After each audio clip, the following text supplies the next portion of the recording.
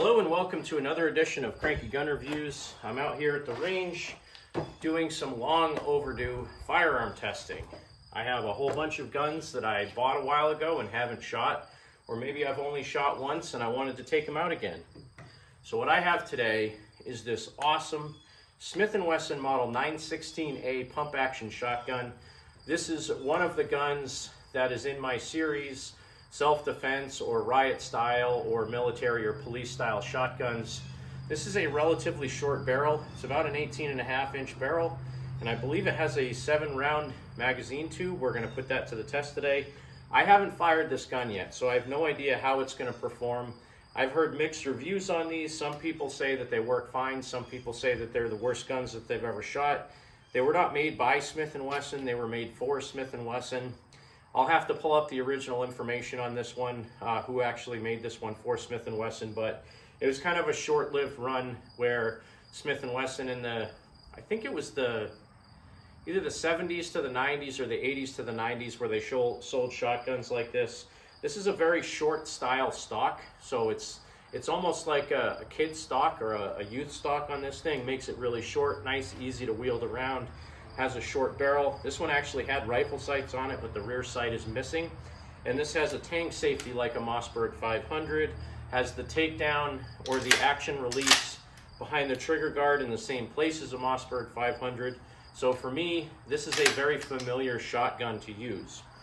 I'm going to see if it's going to hold up to the same rigors that a Mossberg 500 would stand up to. So first off, let's put the safety on, and let's see how many rounds this thing holds. So there's 1, 2, 3, 4, 5, 6, 7. So it holds 6 in the mag tube. Oh wait, maybe I can get a 7th in there. Yep, 7 in the mag tube. 7 in the mag tube and 1 in the chamber. So it's 8 rounds total capacity. 1, 2, 3, 4, 5, 6, 7, 8. And this is a 3-inch or 2 3/4. I'm running 2 3/4 because that's all I brought today. So let's see if this thing functions as well as a Mossberg 500.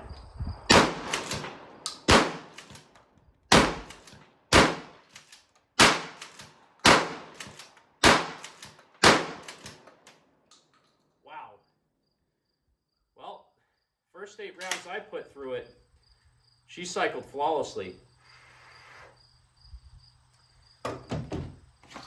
Now that was some pretty light load. This is 1,200 feet per second, 7.5 shot loads. So pretty light loads. I have some random mixed reloads that I did a while back. I don't know what they are. They're, I don't know, probably 7.5 shot. I don't know what I used for powder or what I used for wads or anything in these. They're just a bunch of random. It looks like I got some Buckshot in here and some birdshot. So I'm gonna put a whole bunch of mixed rounds in this thing. I really like the way this feels. This has a phenomenally light, crisp trigger on it. I like that the safety is similar to a Mossberg 500. The pump on it seems to work perfectly fine. So let's put another 8 rounds through it and see how she does with mixed reloads that I built.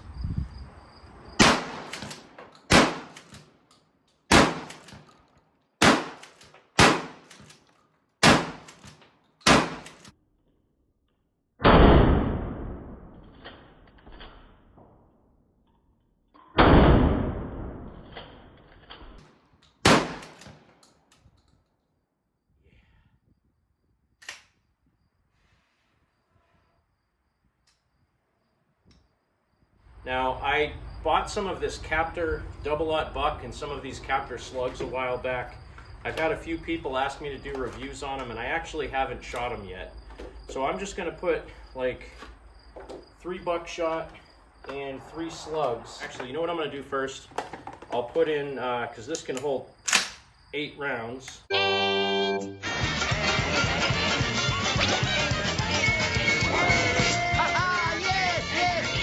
Safety on. I got one bird shot. I'll put one bird shot in as the last round, and then I'm going to alternate slug and buck, which is punishing. But again, I want to see how the gun handles it. If it cycles it, fine. And this is a cylinder bore, so I can do slug and buck alternating. I believe it's cylinder bore. Proof tested 12 gauge cylinder bore. Yep. So bird shot, I think it's buck slug, buck slug, buck slug, bird shot. So let's see how I can handle this. I know people love punishing YouTubers with heavy loads.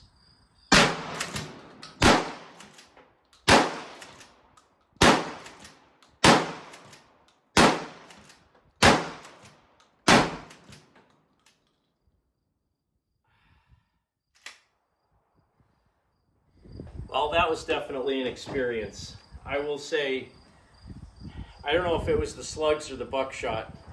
I don't know which one's loaded hotter. They're about the same. It was probably the slugs. 1375 feet per second. I don't even know how heavy the slugs are, but it just says slugs. And then 1360 on the buckshot. But man, those rounds definitely smarted.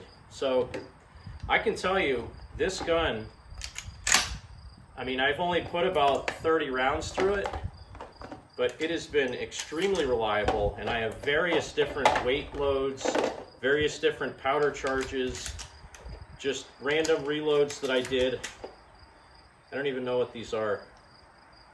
27 grains of long shot with number 4 buck. That's why. Number 4 buck. So I got a whole bunch of buckshot loads. I got some really crappy crimps on some of these shells. Let's just finish this off with some more of my reloads and see how she functions.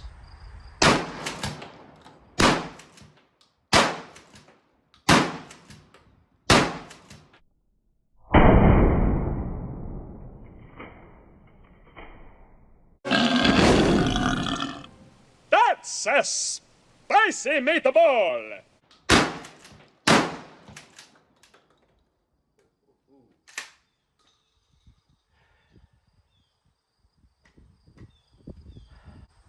That's going to round out this video with the Smith & Wesson model 916A 12 gauge shotgun.